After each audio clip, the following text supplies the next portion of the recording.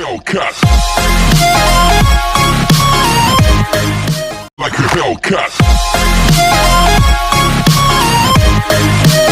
तो चलिए गाइस, एक बार फिर से आपका स्वागत है हमारे इस यूट्यूब चैनल एडिक्टेड क्लासेस में। तो पिछले वीडियो में मैंने आप लोगों को बताया था एरिया और पैरामीटर का फॉर्मूला, मतलब पैरामीटर का फॉर्मूला तो और बहुत पहले बता दिए थे। उससे पैरामीटर का फॉर्मूला थोड़ा सा फिर से बता दिया था और किसका बताया था, रेक्टेंगल और स्क्वायर का मेनली बताया था। आज चलिए थोड़ा सा क्वेश्चन मैं कर देता हूँ, उससे फिर देखकर मतलब थोड़ा सा क्लैरिटी ज़्यादा आ जाएगा कि मतलब कैसे कैसे क्वेश्चन करना चाहिए और कैसे करना चाहिए। तो ठीक है गाइस, चलिए क्वेश्चन पे आते हैं। गाइस, यहाँ पे क्वेश्चन मैं लेकर आया हूँ। क्या है? The length and breadth of rectangular field is 120 metre and 75 metre respectively. मतलब क्या करा है, मतलब कि लेंथ और ब्रेथ रेक्टेंगुलर फील्ड का दिया हुआ कितना, लेंथ 120 मान दिया हुआ है और ब्रेथ 75 मीटर दिया हुआ है, ठीक है। तो रेक्टेंगुलर फील्ड का दिया हुआ, तो उसके बाद पूछा ना कि फाइंड इट्स एरिया। मतलब इसमें दो क्वेश्चन, एक ही क्वेश्चन लिखो, नेक्स्ट में फिर से मैं बता दूंगा अगला क्वेश्चन, ठीक है। तो पहले ये देख लेते हैं। तो the area of the field and the turfing it at ₹15 पर मीटर स्क्वायर। यानी करने का मतलब क्या, पहले हमको एरिया निकालना पड़ेगा और उसके बाद टर्फिंग इट एट ₹15 पर मीटर स्क्वायर, मतलब यहाँ पे करा ना। चलिए इसका मतलब हम बताते हैं कि जैसे क्या कहता है ना, फील्ड में क्या कहता है, ग्रास को ना बिछाना है सब जगह, मतलब ग्रास रहता है उसको बिछाना है। तो उसका कॉस्ट दिया है 1 मीटर स्क्वायर का एरिया में बिछाने के लिए 15 रुपये लगता है। तो पूछ रहा कितना रुपया लगेगा। तो पहले क्या करना पड़ेगा हमको, तो पहले एरिया निकालना पड़ेगा, उसके बाद ही तो इसमें कॉस्ट निकाल पाएंगे ना, ठीक है। तो चलिए पहले हम लोग इसका एरिया निकालते हैं, उससे पहले डायग्राम बनाते हैं, ठीक है। इसका सॉल्यूशन देखते हैं। पहले यहाँ पे डायग्राम,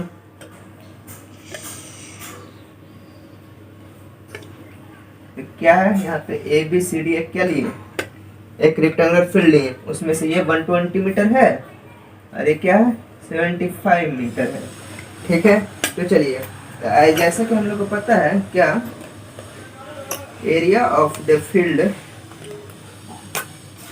इसका टू क्या होता है, लेंथ इनटू ब्रेथ होगा। क्यों? क्योंकि ये रेक्टेंगुलर फील्ड है, ठीक है। ये फील्ड क्या है,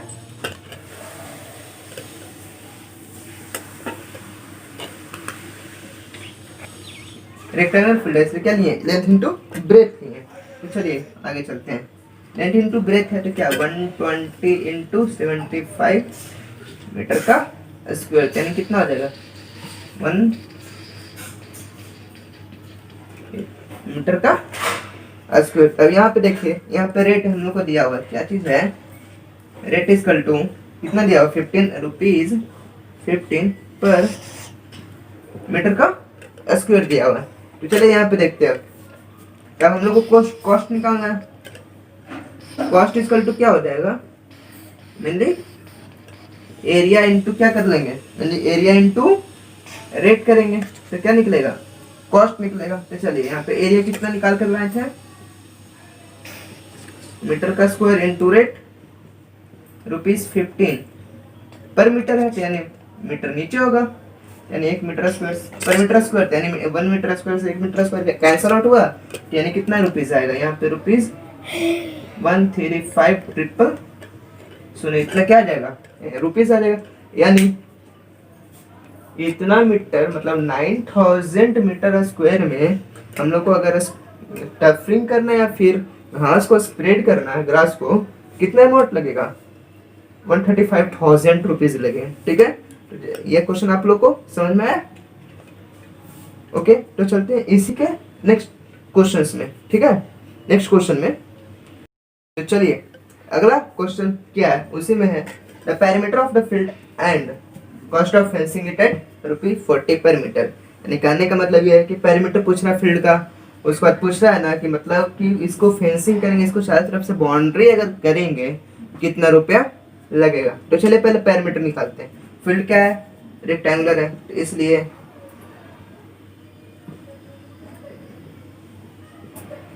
पैरामीटर ऑफ इक्वल टू क्या हो जाएगा, 2 into length plus breadth is equal to क्या हो जाएगा, 2 इंटू लेंथ 120 प्लस 75 मीटर, यानी क्या आ जाएगा 2 इंटू 195 मीटर इक्वल टू इतना मीटर, यानी 390 मीटर आ जाएगा, ओके। 390 मीटर आ गया। तो चलिए अब इसका फेंसिंग पूछ रहा है, यानी 1 मीटर का फेंस करने का रुपया 40 रुपये लगता है, तो पेरीमीटर तो आ गया 390 मीटर, यानी 390 मीटर का फेंस करने के लिए कितना रुपया लगेगा। तो चलिए देख लेते हैं 390 का फेंस करने का कितना रुपया लगेगा। यहाँ पे रेट कितना दिया हुआ है, रेट इज इक्वल टू ₹40 पर मीटर। तो चलिए नेक्स्ट, यहाँ पर से क्या निकालना है, कॉस्ट। कॉस्ट निकालने के लिए कितना रुपये लगेगा, तो चलिए देखिए कॉस्ट निकाल जाएगा पेरीमीटर, पेरीमीटर इनटू रेट। तो पेरीमीटर कितना दिया हुआ हमारा, पेरीमीटर हम लोग निकाल कर रहे हैं 390 मीटर इनटू कॉस्ट। कॉस्ट कितना दिया है, सॉरी रेट, रेट कितना दिया, ₹40 पर मीटर। इसका तो मीटर दिया उसने, 390 मीटर ना लाए थे। यहाँ पर से मीटर कैंसिल आउट हुआ, उसके बाद क्या हो जाएगा, यहाँ पर से आप कॉस्ट निकाल सकते हैं, कितना है कॉस्ट, यहाँ पे से इतना इतना रुपया आ जाएगा, यानी 15600 रुपीज आएगा इसका फेंसिंग करने, मतलब इसका चारों तरफ से बाउंड्री करेंगे किसी भी चीज से, तो इतना रुपया लगेगा, मतलब 15600 लगेगा। ओके, आया समझ में, ठीक है। चलिए नेक्स्ट क्वेश्चन पे चलते हैं इसका। तो चलिए नेक्स्ट क्वेश्चन आपका क्या दिया हुआ है, the length and breadth of a rectangular field are in the ratio 3:2, मतलब 3:2।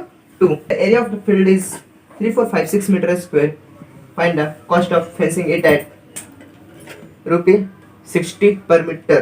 यानी पूछ रहा है कि आपका लेंथ और ब्रेथ का रेशियो दिया हुआ है, ठीक है, आपका लेंथ और ब्रेथ का रेशियो दिया हुआ और एरिया दिया हुआ है कि कितना एरिया है, और उसके बाद आपसे पूछ रहा है find the fencing of the field. आप लोग पहले खुद ट्राई कीजिएगा वीडियो पॉज करके, अगर आता है तो, नहीं तो फिर हम बताते ही हैं। तो चलिए बताते हैं आगे, ठीक है। पहले इसके पहले हम डायग्राम बना लेते हैं।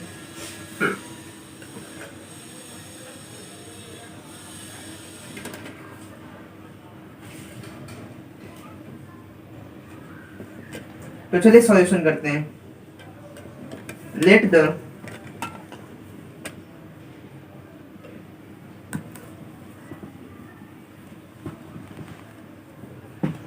पहले रेशियो को कांस्टेंट x मान लिए कि जो से सिविक का, इसका तो कुछ भी लेंथ और ब्रेथ का डिफिनेशन नहीं यहाँ पे दिया हुआ है 3:2। तो कितना बार इसमें कटा है, क्या हुआ है चलिए उसके पहले हम x मान लेते हैं, या फिर किस, इसलिए क्या हो जाएगा, लेंथ इक्वल टू लिख सकते हैं 3x and breadth equal to 2x। तो लेंथ और ब्रेथ हम लोग को पता चल गया, और एरिया दिया हुआ, क्या कर सकते हैं यहाँ पर से, चलिए स्टार्ट करते हैं आगे। एरिया क्या होगा, क्या हो जाएगा, एरिया ऑफ फील्ड क्या दिया हुआ है,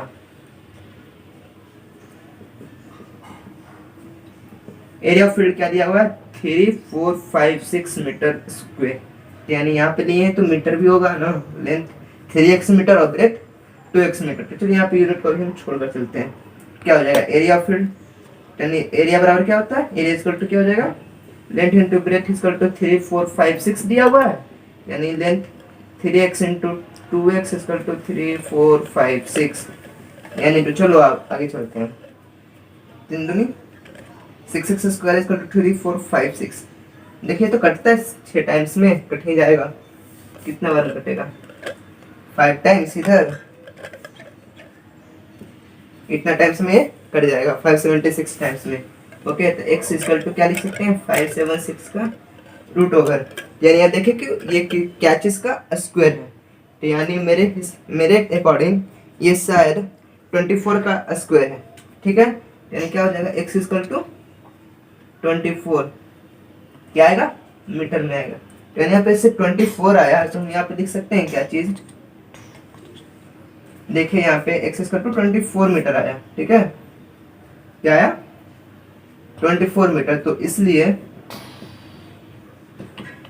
लेंथ इक्वल टू क्या होगा 3x, यानी 3 into 24 metre equal to 72 metre, और ब्रेथ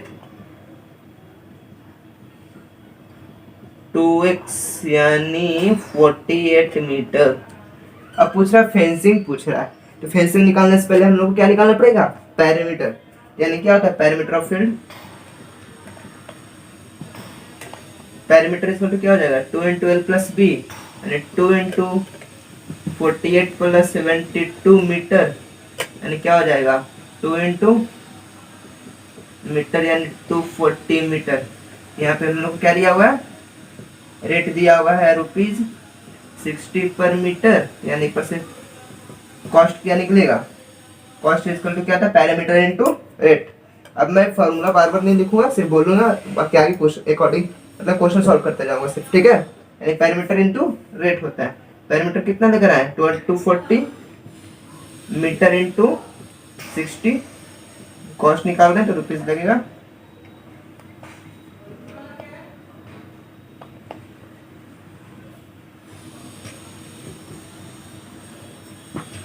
अमाउंट आ जाएगा, ठीक है, कितना है, सही है 14400 अमाउंट आ गया। देखिए तो कहाँ से क्या पूछा था और कहाँ से क्या निकाले हैं। पहले हम लोग को तो रेशियो दिया हुआ था, एरिया सिर्फ दिया हुआ था, उसको रेशियो कांस्टेंट एक्स माने, वहाँ पर से फिर एक्स का वैल्यू निकाले हैं, उसके बाद फिर लेंथ और ब्रेथ का वैल्यू निकाले, उसके बाद फिर पैरामीटर निकाले, उसके बाद रेट दिया था, तब फिर कॉस्ट निकालने के लिए पैरामीटर इनटू रेट से मल्टीप्लाई किया तो क्या निकला, कॉस्ट निकला, ठीक है। आया समझ में क्वेश्चन, ओके। तो चलते हैं नेक्स्ट क्वेश्चन की तरफ। अगला क्वेश्चन क्या है, find the area of the rectangular field one side of which measure 35 metre and its diagonal is 37 metre. पूछ रहा है कि एक रेक्टेंगुलर फील्ड का एरिया पूछ रहे हैं हम लोग से, उसमें से क्या दिया हुआ है, एक कोई भी लेंथ या ब्रेथ दिया हुआ है, मतलब दोनों में से आप कोई किसी चीज़ को मानने कोई दिक्कत नहीं है, चाहे आप लेंथ मानकर बनाइए या फिर ब्रेथ मानकर बनाइए, कोई दिक्कत नहीं है। उसमें से एक डायगोनल का लेंथ क्या दिया हुआ है, 37 मीटर दिया। तो पहले डायग्राम पे चलते हैं, ओके। तो चलिए डायग्राम,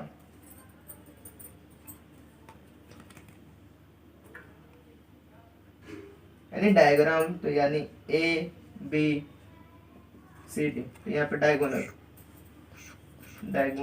37 मीटर। चलिए हम लेंथ को ही 35 मीटर लेकर के चलते हैं। तो चलिए यहाँ पर से, तो चलिए सॉल्यूशन करते हैं।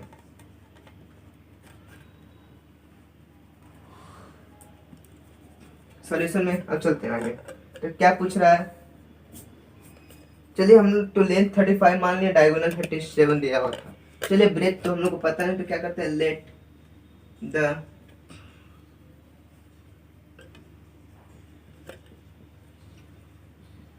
Breath be x. सो तो चलिए यहाँ पे क्या दिया हुआ है, length is equal to 35 metre and one of its diagonal is equal to 37 metre, okay. तो चलिए आगे चलते हैं। तो हम लोग को क्या निकालना पड़ेगा, अब चलिए देखिए, in triangle A B D, A B D में क्यों आते हैं, क्योंकि जैसे हम लोग को पता है ये ट्रायंगल क्या बन जाएगा, राइट एंगल ट्रायंगल बनेगा। क्यों बनेगा, क्योंकि जैसे कि हम लोग को पता है कि रेक्टेंगल का सारा एंगल क्या होता है, 90 डिग्री का होता है। राइट एंगल ट्रायंगल एक एंगल 90 डिग्री का होता है। जैसे कि हम लोग को पता है कि राइट एंगल का एक एंगल 90 डिग्री का होता है और रेक्टेंगल का भी सारा एंगल 90 डिग्री का होता है। तो क्या इस ट्रायंगल को लेकर चलेंगे तो क्या राइट एंगल ट्रायंगल हुआ। तो यहाँ पे पाइथागोरस थ्योरम यूज कर करके क्या एडी का वैल्यू निकाल सकते हैं, यस निकाल सकते हैं। तो चलिए निकाल दिए, पहले आप लोग निकालने का ट्राई कीजिए। पहले आप क्वेश्चन खुद से बनाने का ट्राई कीजिएगा, ठीक है, ओके। तो चलिए आगे बताते हैं। तो यानी क्या लिख सकते हैं यहाँ पर से, according to Pythagoras theorem A B का स्क्वायर प्लस ए डी का स्क्वायर इज इक्वल टू क्या लिख सकते हैं, बी डी का स्क्वायर। यानी ए बी का वैल्यू हम लोग क्या लिए हुए हैं 35 मीटर का स्क्वायर प्लस ए डी का वैल्यू तो एक्स माना हुआ है, एक्स का स्क्वायर इज इक्वल टू 37 का स्क्वायर। तो चलिए आगे चलते हैं। यानी लिख सकते हैं यहाँ पर से एक्स का स्क्वायर इज इक्वल टू 37 का स्क्वायर माइनस 35 का स्क्वायर। आप यहाँ से दो तरह से बना सकते हैं। अलजेब्रिक फार्मूला अगर आपको याद होगा क्या चीज़, देखिए तो यहाँ पर से अगर ए का स्क्वायर माइनस बी का स्क्वायर अगर लेते हैं तो क्या होता है, ए माइनस बी होता है, यहाँ पर से प्लस बी होता है। नहीं तो आप चल सकते हैं क्या, मतलब अगर आप लोग को स्क्वायर निकालने का शॉर्टकट ट्रिक भी पता होगा तो आप निकाल सकते हैं, नहीं तो फिर बैठ मल्टीप्लाई कीजिएगा। इस चैनल का प्लेलिस्ट में जाइएगा तो आपका स्क्वायर निकालने का शॉर्टकट ट्रिक भी दिया हुआ है, ठीक है, उसका लिंक डिस्क्रिप्शन में दिया हुआ है, ठीक है। तो चलिए इसको हम दोनों तरह से बताते हैं आप लोग को, नहीं दोनों तरह से नहीं, हम एक ही तरह से बताते हैं, ठीक है। इसी मतलब इससे बताते हैं, बाकी आप लोग को निकालना रहे तो आप इसका स्क्वायर निकालिए, उसके बाद सब्ट्रैक्ट कीजिए। पर यहाँ पर से हम इससे चलेंगे तो तुरंत निकल सकता है, ठीक है। तो चलिए हम चलते हैं आगे।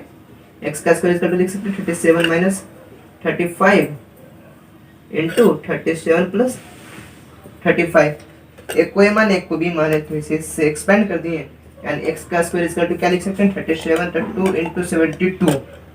ओके, यानी एक्स इक्वल टू क्या लिख सकते हैं 144 का रूट, यानी एक्स इक्वल टू 12। तो चलिए मीटर हो जाएगा, यानी हमारा क्या आया एक्स इक्वल टू 12 मीटर आ गया, यानी लेंथ ब्रेथ हमारा क्या आया 12 आ गया। तो चलिए आगे चलते हैं।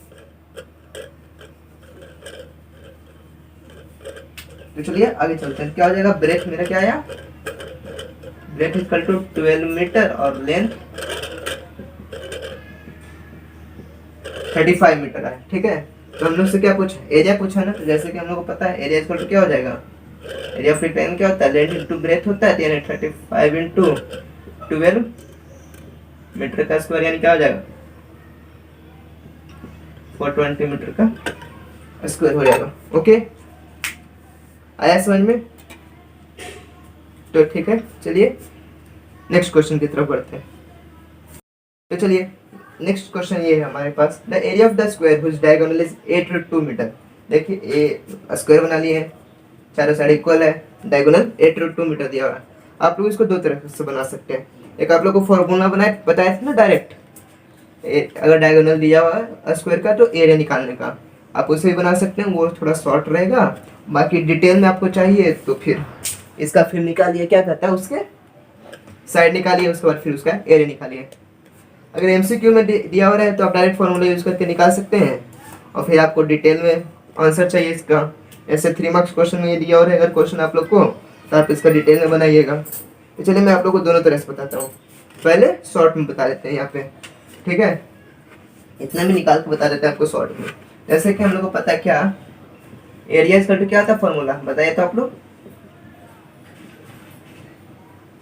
डायगोनल का स्क्वायर होता है, यानी एरिया निकालना है, एरिया इक्वल टू क्या कर सकते हैं 1/2 इंटू डायगोनल क्या लिखा होगा 8√2 का स्क्वायर मीटर स्क्वायर होगा, यानी 1/2 into 64 into 2 metre square equal to फिर 64 मीटर का स्क्वायर, तुरंत निकल गया। ओके, तो चलिए थोड़ा सा डिटेल में इसको बनाकर देखते हैं, आता है इतना कि नहीं आता है। चलिए देखते हैं इधर। अब देखिए क्या दिया हुआ था डायगोनल, यहाँ पे दिया हुआ था 8√2, तो यानी आप इन ट्रायंगल ABD ट्रायंगल का साइड कीजिए, क्या ट्रायंगल ABD में चलते हैं। ठीक है, ABD में चलते हैं, क्या एक राइट एंगल ट्रायंगल बन रहा है? जी हाँ, बन नहीं रहा है। क्यों बन रहा है? क्योंकि स्क्वायर का भी सारा एंगल 90 डिग्री का होता है, तो उसमें से एक स्क्वायर का एक एंगल का लिए हैं, यहाँ पे एक 90 डिग्री बनेगा ना, यहाँ पे एक एंगल 90 डिग्री बनेगा राइट एंगल ट्रायंगल का। तो चलिए यहाँ पर हम लिख सकते हैं क्या पाइथागोरस थ्योरम के अकॉर्डिंग AB का स्क्वायर प्लस AD का स्क्वायर इक्वल टू क्या लिख सकते हैं BD का स्क्वायर, यानी क्या हो जाएगा AB का स्क्वायर क्या हो जाएगा A का स्क्वायर प्लस A का स्क्वायर इक्वल टू 8√2 का स्क्वायर। ओके, यहाँ पर से आप चल सकते हैं आगे, क्या 2A का square equal to 8 into 8 into 2, यानी 1 2 से 2 कटा, यानी A का स्क्वायर इक्वल टू क्या होता है 64, यूनिट लेकर चलेंगे तो मीटर स्क्वायर आएगा। ओके, यहाँ पर से क्या आया A का square equal to 64 metre square आया। आप ये निकालिए या फिर साइड में निकालिए, क्योंकि जैसे कि हम लोग को पता है एरिया इक्वल टू क्या होता है साइड का स्क्वायर और A का स्क्वायर, तो यहाँ पर सिर्फ एरिया ही निकल गया, इसको ये लिख सकते हैं क्या area equal to 64 metre square. Okay, देखिए तो ये आंसर और ये आंसर दोनों सेम आया, यानी आप जैसे ही बनाइए सब सही है। इसको और डिटेल में अच्छा से बनाना है तो आप लैंग्वेज में थोड़ा लिख सकते हैं कि हम इस ट्रायंगल में गए, यहाँ पे पाइथागोरस थ्योरम अप्लाई किए, उसके बाद यहाँ पर से A का वैल्यू निकालें, उसके बाद फिर एरिया निकालें, यहाँ पर से फिर आप एरिया निकाल सकते हैं। जैसे कि हम लोग को पता है एरिया ऑफ स्क्वायर क्या होता है साइड का स्क्वायर, यानी A का स्क्वायर करिए, उसके बाद फिर यहाँ पर से ये आया 64 मीटर का स्क्वायर आया। ओके, चलिए नेक्स्ट एंड लास्ट क्वेश्चन आप लोग को बताते हैं। ओके, उसके बाद आपको फिर और आगे देखें और क्या बताते हैं। तो चलिए नेक्स्ट क्वेश्चन क्या पूछ रहा था, area of the square is 36 centimetre. पहले एक स्क्वायर दिया हुआ, उसका 36 सेंटीमीटर एरिया दिया हुआ है, यानी यहाँ पे आगे चलते हैं फिर देखते हैं। तो किसका एरिया दिया हुआ तो नहीं पता, तो find the area of the square obtained by joining the mid point of the side of the square 36 sorry of the square ABCD। यानी कहने का मतलब यहाँ पे ये है कि बोल रहा है कि मतलब ऊपर जो एरिया दिया हुआ है 36 सेंटीमीटर स्क्वायर, ये मैंने किसका दिया हुआ है, ABCD का एरिया दिया हुआ है। क्यों दिया हुआ है देखिए, नेक्स्ट आगे पढ़ते हैं क्या बोलता है, find the area of the square obtained by joining the mid point of the sides of the square ABCD। यानी ABCD का स्क्वायर है ना, ABCD स्क्वायर, उसका मिड पॉइंट को ज्वाइन करके एक नया स्क्वायर बनाया जा रहा है, उसका एरिया पूछ रहा है फिर। ओके, तो उसका एरिया जब पूछ रहा है तो हम लोग को क्या करना है, यानी समझ सकते हैं कि एरिया दिया हुआ किसका, ABCD का दिया हुआ है, तो जाहिर सी बात है जब उसके जो मिड पॉइंट को ज्वाइन करके जो नया स्क्वायर बनेगा उसका एरिया क्या होगा, उस बड़े वाले स्क्वायर का हाफ होगा। तो चलिए आगे कैसे होगा इसका हाफ, यानी इसका आंसर हम लोग को पता है 18 सेंटीमीटर स्क्वायर आएगा, पर कैसे आएगा चलिए देखिए करते हैं। तो यानी हम लोग को क्या दिया, पहले हम लोग किस में बड़ा स्क्वायर में चलेंगे, तो यानी इन स्क्वायर ABCD ये क्या दिया हुआ है, एरिया क्या दिया हुआ है, एरिया इक्वल टू 36 सेंटीमीटर का स्क्वायर।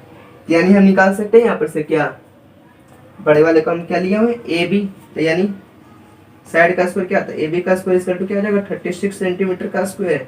यानी यहाँ पर से हम निकाल सकते हैं क्या, AB equal to 6 centimetre, root करें तो 6 का स्क्वायर होता है 36 और फिर सेंटीमीटर का 1 सेंटीमीटर, अगर सेंटीमीटर स्क्वायर को रूट से बाहर निकालो तो सेंटीमीटर बचेगा।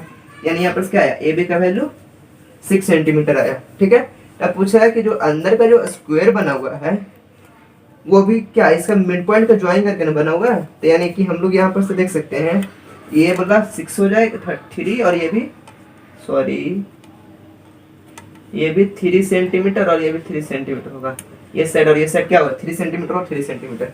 तो चलिए उसी तरह ये भी साइड क्या हो जाएगा 3 सेंटीमीटर होगा। क्यों होगा, क्योंकि ये भी तो AD भी तो 6 आएगा, तो इसका H तो मिड पॉइंट है, यानी क्या हो जाएगा ये भी 3 ये भी 3। तो चलिए अब यहाँ पर हम कहाँ चलते हैं, इन ट्रायंगल